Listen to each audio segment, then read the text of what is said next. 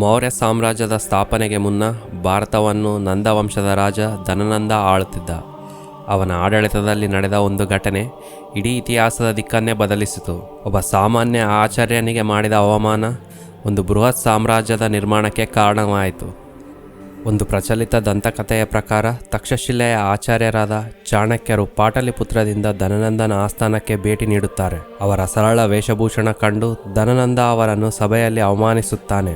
ಇದರಿಂದ ಕೋಪಗೊಂಡ ಚಾಣಕ್ಯರು ನಂದವಂಶವನ್ನು ನಾಶ ಮಾಡುವವರೆಗೆ ತಮ್ಮ ಜುಟ್ಟನ್ನು ಕಟ್ಟುವುದಿಲ್ಲವೆಂದ ಶಪಥ ಮಾಡಿ ಅಲ್ಲಿಂದ ಹೊರಟು ಹೋಗುತ್ತಾರೆ. ಚಾಣಕ್ಯರ ಈ ಪ್ರತಿಜ್ಞೆ ಧನನಂದರ ಪತನಕ್ಕೆ ನಾಂದಿ ಹಾಡಿದ ಪ್ರಬಲ ಕಥೆಯಾಗಿದೆ.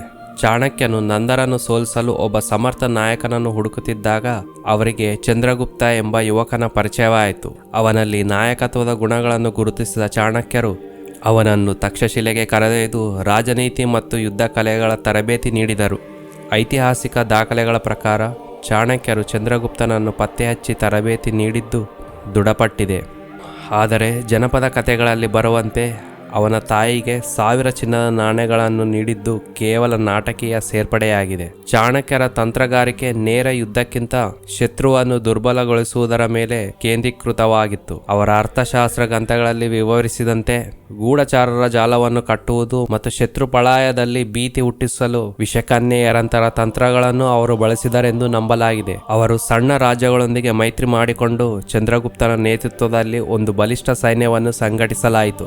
ಅಲೆಕ್ಸಾಂಡರ್ನ ನಿರ್ಗಮನ ನಂತರ ವಾಯುವ್ಯ ಭಾರತದಲ್ಲಿ ಉಂಟಾದ ರಾಜಕೀಯ ಅಸ್ಥಿರತೆಯನ್ನು ಚಾಣಕ್ಯ ಮತ್ತು ಚಂದ್ರಗುಪ್ತ ಬಳಸಿಕೊಂಡರು. ಮೊದಲು ಗ್ರೀಕರ ಹಿಡಿತದಲ್ಲಿದ್ದ ಪ್ರದೇಶಗಳನ್ನು ವಶಪಡಿಸಿಕೊಂಡು ನಂತರ ತಮ್ಮ ದೃಷ್ಟಿಯನ್ನು ಪಾಟಲಿಪುತ್ರದ ಕಡೆಗೆ ತಿರುಗಿಸಿದರು. ಸುಮಾರು ಕ್ರಿಸ್ತಪೂರ್ವ 321ರಲ್ಲಿ ಚಂದ್ರಗುಪ್ತನ ಸೇನೆಯು ನಂದರ ಸೈನ್ಯವನ್ನು ಸೋಲಿಸಿ ಪಾಟಲಿಪುತ್ರವನ್ನು ವಶಪಡಿಸಿಕೊಂಡಿತು. ಇದರೊಂದಿಗೆ ನಂದವಂಶದ ಆಳ್ವಿಕೆ ಕೊನೆಗೊಂಡಿತು.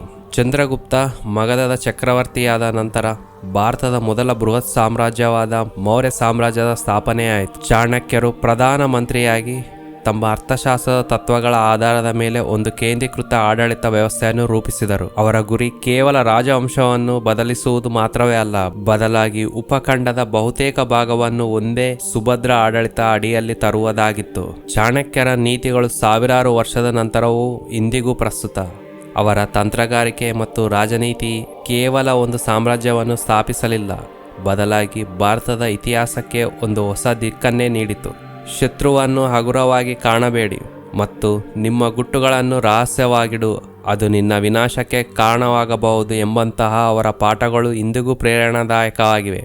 ಚಾಣಕ್ಯರ ಜೀವನವು ಬುದ್ಧಿಶಕ್ತಿ ಮತ್ತು ದೃಢ ಸಂಕಲ್ಪ ಇತಿಹಾಸವನ್ನು ಹೇಗೆ ಬದಲಾಯಿಸಿ ಎಂಬುದಕ್ಕೆ ಈ ಕತೆ ಸಾಕ್ಷಿಯಾಗಿದೆ. ಆಶಿಸುತ್ತೇನೆ ಗೆಳೆಯರೆ ನಿಮಗೆ ಈ ವಿಡಿಯೋ ಇಷ್ಟವಾಗಿದೆ ಎಂದು. ಈ ಕಥೆಯ ಬಗ್ಗೆ ನಿಮ್ಮ ಅಭಿಪ್ರಾಯವನ್ನು ಕಾಮೆಂಟ್ಸ್ನಲ್ಲಿ ವ್ಯಕ್ತಪಡಿಸಿ. ನಮ್ಮ ಚಾನಲ್ನು ಸಬ್ಸ್ಕ್ರೈಬ್ ಮಾಡಿ. ಮತ್ತೆ ಭೇಟಿಯಾಗೋಣ ಮುಂದಿನ ವಿಡಿಯೋದಲ್ಲಿ.